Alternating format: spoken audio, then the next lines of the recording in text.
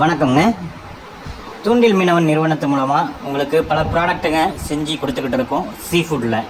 சீஃபுட்டை வந்து எல்லோரும் சாப்பிட வைக்கணுங்கிற ஒரே நோக்கத்துக்காக கடல் உணவுகளை பயன்படுத்தி மீன், இறால், கடமா இந்த மாதிரி மீனில் எந்தெந்த மீன் சத்தான மீன், எந்த மீன் சாப்பிட்றது ரொம்ப நல்லது, எந்தெந்த மீன் எந்தெந்த மாதிரி நோய்களுக்கு நல்லது, இந்த மாதிரியான வகைப்படுத்தி அதில் உங்களுக்கு டிஃப்ரெண்ட்டான வெரைட்டிஸ் செஞ்சு கொடுக்குறதுல நாங்கள் வந்து பெருமைப்படுறோம். நிறைய பேர் நினைக்கிறாங்க சும்மா இவங்க மீன் தொக்கு அப்படின்னாக்கா வெறும் தொக்காக தான் இருக்கும் அப்படின்னு சொல்லிட்டு. இல்லைங்க, இந்த மாதிரி பீசஸ் இருக்குங்க. அதில் பீஸுங்க இருக்கும். 1/4 கிலோனாலே அதுலேயே ஒரு 20-25 பீஸ் கிட்ட கிடக்கும் இந்த மாதிரி. அப்போ பாருங்கள் எப்படி இருக்கும்னு. முள் இருக்காது, எதுவுமே இருக்காது. கிட்டத்தட்ட 1/2 கிலோ மீனில் எடுத்த ஸ்லைசஸ் இவ்வளோ தான் எடுக்க முடியும் போன்லெஸ் பண்ணி. சரிங்களா? அப்போது எவ்வளோ மீன் யூஸ் பண்ணுறோம் பாருங்கள். இப்போ அதோடைய ரேட்டு, காஸ்ட்லி எந்த அளவுக்கு இருக்கும், குவாலிட்டி எந்த அளவுக்கு இருக்கும். சும்மா தொக்குன்னா வெறும் தொக்காக இருக்குன்னு நினைக்கிறாங்க போல இருக்குது. அப்படி கிடையாது. அது மற்றவங்க எப்படி பண்ணுறாங்கன்னு தெரியாது. நாங்கள் பண்ணுறது வந்து மீனே அதில் இருக்கும், மீன் பீஸுங்களே இருக்கும். சரிங்களா? ஸ்லைஸ் ஃபிஷ்ஷு தொக்கம் கொடுக்குறோம், இந்த மாதிரி க்யூப் கொடுக்குறோம், ஃபுல் ஃபிஷ்ஷு கொடுக்குறோம்.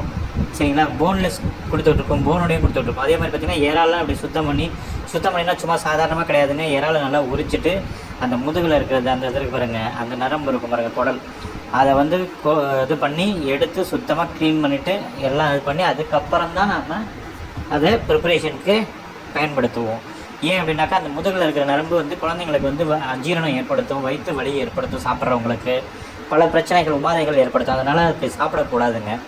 சின்ன சைஸ் இறால் வந்து ஒரு சில விலை கம்மின்னு வாங்கிடுறாங்க. ஒரு சில வீணாப்பணம் இறாலெல்லாம் எடுக்க முடியாதுங்க. இது பார்த்திங்கன்னா நண்டு சதை. நண்டை எப்படி சதையை மட்டும் தனித்தனியாக எடுத்து வச்சுருக்கோம் பாருங்கள், அழகாக அடுக்கி வச்சுருக்கோம் பாருங்கள். இது கொஞ்சம் ட்ரை ஆகணும், அதுக்கு தான் அப்படி வச்சுருக்கோம். கொஞ்சம் ட்ரை ஆனதுக்கப்புறம் தான் நாங்கள் செய்யணும். அந்த ஈரப்பதம் கொஞ்சம் ட்ரை ஆகணும். சரிங்களா? அதுக்காக எல்லாம் இது பண்ணி வச்சுருக்கோம்.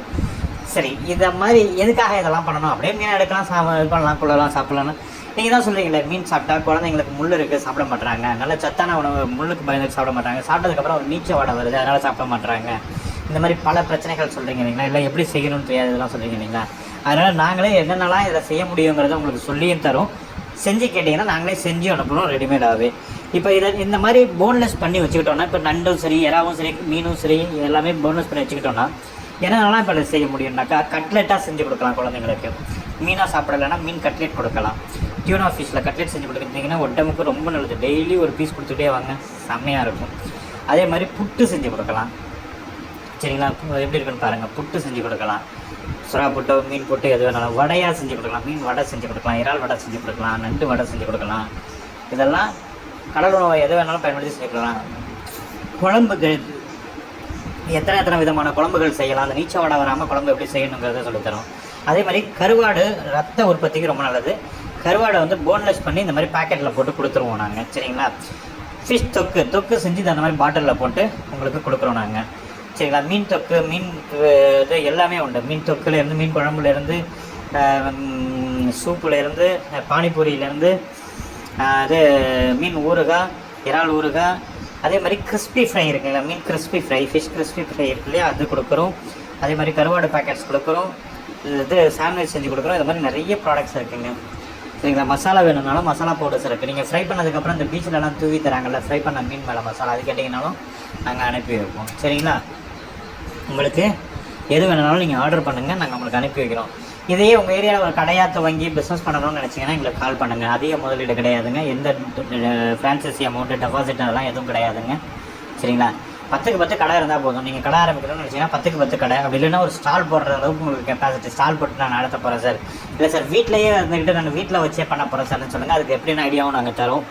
அந்த மாதிரி நீங்கள் பண்ணலாம். இப்போ பார்த்தீங்கன்னா வீட்டிலேருந்தே பண்ணுறதுக்கு நாங்கள் வந்து ஸ்டாக் மெயின்டெனன்ஸ் இந்த மாதிரி ஆப்ஷனும் கொடுத்தோம். அது எல்லா ஏரியாவும் கொடுத்தாச்சு. இப்போதைக்கு எங்களுக்கு வந்து இந்த சைடில் மட்டும்தான் தேவை இருக்காங்க. ஓஎம்ஆர் சைடில் தேவை இருக்காங்க, ஈஸ்ட் தாம்பரம் தேவை இருக்காங்க. யாராவது இருந்தால் சொல்லுங்கள். சரிங்களா?